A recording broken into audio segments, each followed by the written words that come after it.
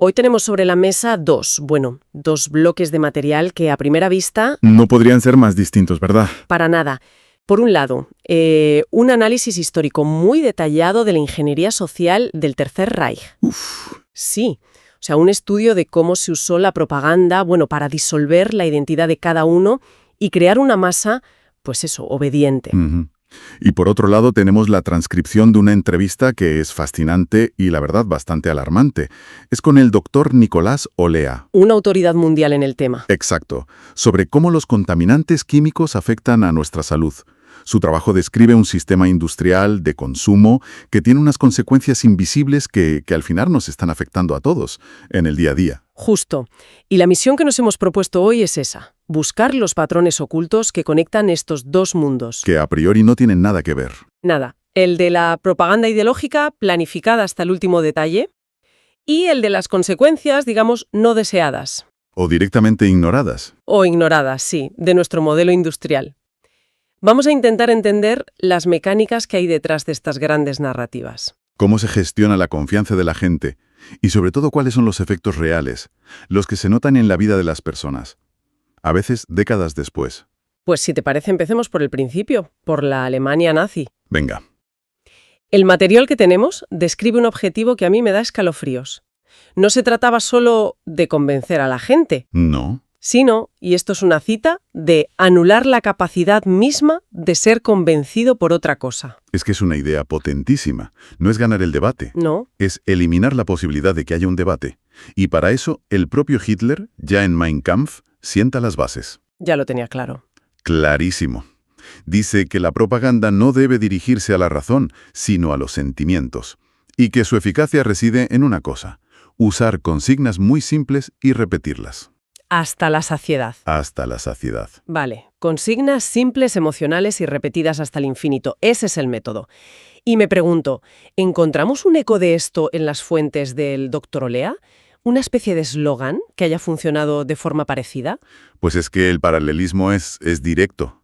El doctor Olea identifica una consigna que nació en los años 90. En los 90 ya. Sí, lanzada por la propia industria del plástico para calmar la creciente ansiedad de la gente sobre la basura que generábamos. La consigna era increíblemente simple y sobre todo reconfortante. El plástico es reciclable. Claro, es un mensaje perfecto. Te libera de la pulpa. Totalmente. Tú sigue consumiendo, que luego esto se recicla y problema solucionado. Exactamente. Y para que esa consigna se materializara, se creó una iconografía universal, el famoso triángulo de flechas. El símbolo de Mobius. Ese mismo. Se empezó a estampar en absolutamente todo, creando la ilusión de que todo era parte de un ciclo virtuoso. Pero, y aquí está la clave, como explica Olea, ese símbolo se puso incluso en plásticos que la propia industria sabía perfectamente que eran imposibles de reciclar. O sea, un momento. Que el símbolo no era una certificación de que algo se recicla, No, sino una simple declaración de que el material es, en teoría, reciclable. aunque en la práctica no lo sea. Es una ambigüedad totalmente calculada. Qué fuerte. El resultado es que, según datos de la propia Unión Europea que cita el doctor, nunca se ha llegado a reciclar más del 9% de todo el plástico que hemos producido. Solo un 9%. Solo un 9%. El 91% restante sigue ahí fuera. Es un dato demoledor. Pero claro, para que una narrativa así, sea la nazi o la del reciclaje, se imponga de forma tan total, no basta con un buen eslogan. Necesitas controlar el canal. Por supuesto. Y los datos sobre el control de los medios en Alemania nazi son abrumadores. Sí, son una auténtica locura. Mira, en 1933, cuando llegan al poder, los nazis controlaban menos del 3% de los periódicos. ¿De cuántos? De casi 5.000 periódicos que había en el país. Vale. 11 años después, en 1944, controlaban el 100%. El 100%. Todos. El periódico oficial del partido, por ejemplo, pasó de vender 120.000 ejemplares a más de 1.200.000. Un monopolio absoluto de la información. ¿Y cuál es el efecto real de eso en el día a día de una persona que solo escucha una única versión de la realidad durante años? El material lo describe como una atrofia de la capacidad crítica. Me gusta el término. Es que es muy gráfico. Es como un músculo que no se usa. Si durante años no te enfrentas a ningún punto de vista alternativo, a ninguna información que contradiga la narrativa oficial, Tu cerebro, sencillamente, pierde la costumbre de dudar. Se desacostumbra a pensar por sí mismo. Exacto. Entiendo, pero hoy en día parece más difícil crear un monopolio así. Tenemos Internet, acceso a miles de fuentes. ¿Cómo se puede replicar ese efecto de pensamiento único? Pues la narrativa del reciclaje lo consiguió. No a través de la censura, claro, sino de la omnipresencia y de la falta de una contranarrativa potente. Claro. Durante décadas, la única voz que se oía era la de la industria y las administraciones, promoviendo el contenedor amarillo. Las campañas, como aquella del personaje Plastichín que se menciona, Me acuerdo perfectamente. fueron un éxito rotundo en crear un hábito y una creencia compartida. Nadie se planteaba si el sistema funcionaba de verdad o no. Espera. Entonces, todo este tiempo que he estado tirando, no sé, la carcasa de un Bolivic o la tapa de un yogur al contenedor amarillo, ¿lo he estado haciendo mal? Pues sí, ¿Por qué se generó esa confusión? porque la campaña original fue deliberadamente simple. El amarillo es para el plástico. Pero la realidad, como Leap explica, es que solo es para envases. ¿Solo envases? Botellas de PET, latas y tetrabricks. El resto de plásticos, juguetes rotos, carcasas de aparatos, bolígrafos, deberían ir al contenedor gris. Vaya. Es un descrédito total del proceso en el que la gente había depositado su confianza. Se aceptó una verdad simple que ocultaba una realidad muy compleja y, sobre todo, disfuncional. Hay otro elemento en la propaganda nazi que me parece clave. La radio. Fundamental. Las fuentes la describen de una forma muy gráfica. La voz del Führer dentro de tu cráneo. ¿Qué imagen? Es que lo fue. El régimen impulsó la venta de un aparato muy barato, el Volksempfänger, el receptor del pueblo. Y la penetración fue masiva. Pasaron del 25% de los hogares con radio al 70%. ¿En cuánto tiempo? En solo 7 años. Era la tasa más alta del mundo. Esto permitió una inmersión sonora total. Claro. Los discursos de Hitler se ponían con altavoces en las fábricas, en las plazas. Era inescapable. Y psicológicamente, esto explota lo que se conoce como el efecto de mera exposición. ¿Qué es? Que cuanto más oyes algo, aunque sea absurdo, más familiar te parece. Y si es familiar, parece más verdadero. Va erosionando tu capacidad de discernimiento. Esa idea de una invasión, de algo que entre en tu espacio más íntimo, en tu casa, sin que puedas evitarlo, me lleva directamente al trabajo del Dr. Olea. Es que la conexión es total. Porque en su análisis, la invasión es literal, es física, y llega hasta nuestro propio cuerpo. Totalmente. Él habla de los disruptores endocrinos. Son compuestos químicos diseñados por el ser humano. ¿Y dónde están? Pues en plásticos, pesticidas, cosméticos, sartenes, en todas partes. Y nuestro cuerpo los confunde con nuestras propias hormonas. Son impostores moleculares. Impostores. Sí, son sustancias para las que no tenemos defensas biológicas, porque nuestra especie nunca evolucionó para procesarlas. ¿Y cómo funcionan? Porque siempre hemos oído lo de que la dosis hace el veneno, ¿no? Que un poquito de algo no es malo. Pues aquí es donde el paradigma se rompe. El doctor Olea insiste en que con estas sustancias, ese viejo principio toxicológico del siglo XIX ya no sirve. Ya no. No. Lo importante no es tanto la dosis, sino lo que él llama el cóctel, la suma de cientos de pequeños impactos, y sobre todo, la inoportunidad de la exposición. La inoportunidad, explica eso. Una cantidad minúscula, que a un adulto no le haría absolutamente nada, puede tener consecuencias enormes si le llega a un feto en una semana clave de su desarrollo. Del cerebro o del sistema reproductor, por ejemplo. Dame ejemplos concretos, que estén en las fuentes. Cosas que tengamos todas en casa. Pues mira, uno muy gráfico es el polvo de nuestras casas. Ya no es el polvo de antes. Ah, no. No. Ahora está lleno de microfibras de ropa sintética, de nylon, de poliéster, que actúan como esponjas para los químicos del ambiente, y eso lo acabamos respirando. Uf. Otro ejemplo. El teflón de las sartenes antiadherentes.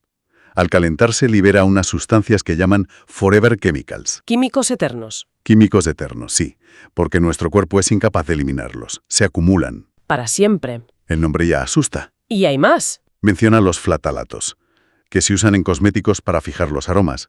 Hay estudios que lo relacionan, cuando la exposición ocurre durante el embarazo, con un patrón de comportamiento que se describe como menos masculino en los niños varones, años después. O sea que la invasión llega a afectar al neurodesarrollo. Exacto. Es que fíjate, pasamos de la invasión del espacio mental, con la propaganda, a la invasión del espacio biológico más íntimo. Es el mismo patrón a otra escala. Y en ambos casos, el objetivo del sistema nazi era crear un éxtasis colectivo, así se describe en las fuentes. Usaban el cine, con películas como El triunfo de la voluntad, que se proyectaban obligatoriamente. Para disolver al individuo en la masa. Eso es, para que la gente se sintiera parte de algo más grande. Un testigo lo llamó literalmente un orgasmo nacional. Una anulación psicológica del yo. Exacto.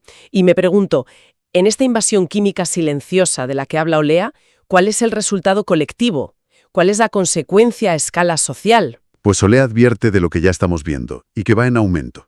Problemas de fertilidad que se han disparado en Occidente, tanto en hombres como en mujeres. Sí. Cánceres hormonodependientes, como el de mama o próstata, que aparecen a edades cada vez más tempranas. O el aumento de problemas de neurodesarrollo infantil, como el TDAH o el autismo. Vaya. Son problemas individuales que, sumados, dibujan un problema de salud pública a una escala masiva. En este punto, el doctor Olea cuenta una historia que es durísima. La de una niña japonesa llamada Tomoko. Sí, es la historia que mejor ilustra la transferencia de esta carga tóxica. Tomoko nació en la bahía de Minamata, que fue contaminada con mercurio por una industria. ¿Vale? Nació con deformidades terribles. Los médicos le explicaron a la madre que la niña, durante la gestación, había actuado como un filtro. Como un filtro. Había absorbido la carga tóxica de mercurio que la madre tenía acumulada en su cuerpo, limpiándola. De hecho, gracias a ese sacrificio involuntario, la madre pudo tener después más hijos sanos. Es una imagen terrible. La idea de que una hija limpia a la madre es reveladora y espantosa. Y Olea lo conecta con el presente.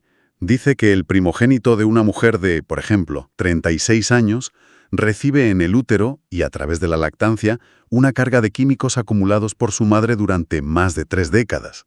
Es literalmente una herencia tóxica. Literalmente. Entonces, a ver, tenemos dos sistemas que, aunque uno es ideológico y deliberado y el otro industrial y por negligencia, acaban operando de forma parecida. Sí. Se basan en narrativas simples que ocultan una verdad incómoda, y sus efectos son profundos, colectivos y a menudo invisibles hasta que es demasiado tarde. La analogía es muy potente, ¿sí?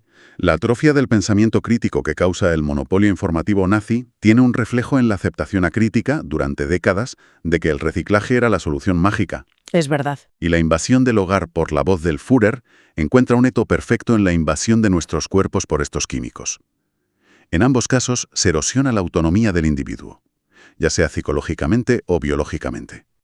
Si el sistema del reciclaje es tan evidentemente fallido, como demuestra el caso del Tetrabric que cuenta Olea, ¿por qué sigue todo igual? ¿Por qué la gente sigue separando los Tetrabrics con la mejor de las intenciones? Porque el sistema se protege a sí mismo. Olea da el ejemplo perfecto con el Tetrabric en España. A ver. Explica que está hecho de capas de cartón, plástico, polietileno y aluminio pegadas. La única planta que podía separarlos, Storenso, cerró en 2019. ¿Por qué? Porque no era rentable. Desde entonces, lo que se hace es triturarlo todo, el cartón se separa malamente y la mezcla de plástico y aluminio se convierte en una pasta negra que llaman polial. Polial. Sí, y con eso se hacen maceteros o bancos. Pero eso no es reciclar, eso es alargar la vida de un residuo. Esconder la basura en un macetero. Vaya. Exacto. Se llama infrarreciclaje, pero la narrativa pública sigue intacta. Y aquí es donde Olea apunta al problema de fondo. La ciencia regulatoria, la que en teoría nos protege de todo esto, va con décadas de retraso. ¿A qué te refieres con eso? A que las agencias gubernamentales, que deben decidir si una sustancia es segura o no, a menudo usan métodos de evaluación del siglo XIX. ¿Del XIX? Sí, analizando un solo compuesto a la vez, en dosis altas y en ratas macho adultas. Ignoran por completo el efecto cóctel y la vulnerabilidad durante el desarrollo fetal, que es lo que la ciencia independiente lleva décadas demostrando. Increíble. Pone un ejemplo muy claro. El bisfenol A, un disruptor endocrino presente en el recubrimiento de las latas de conserva. Me suena, sí. La evidencia científica de su peligrosidad existía desde 1995, pero la Unión Europea no lo reguló de forma estricta hasta casi 30 años después. 30 años. Durante 3 décadas, esa sustancia siguió invadiendo nuestros cuerpos con el visto bueno de las agencias que debían protegernos. Lo que nos deja con una reflexión final bastante incómoda, ¿no? Sí. Si los sistemas que hemos creado para que nos protejan, para verificar la realidad, operan con este retraso crónico respecto a la evidencia científica, ¿en qué otras verdades aceptadas quedamos por sentadas hoy? ¿En lo que comemos, en la tecnología que usamos, en la economía? ¿Estamos confiando ciegamente? Verdad es que quizá las generaciones futuras mirarán con el mismo horror con el que nosotros miramos hoy el amianto o el DDT. Esa es la pregunta, claro. ¿Cuál es el amianto de nuestra época que tenemos delante de nuestras narices y que, por la eficacia de una narrativa simple y reconfortante, todavía no somos capaces de reconocer?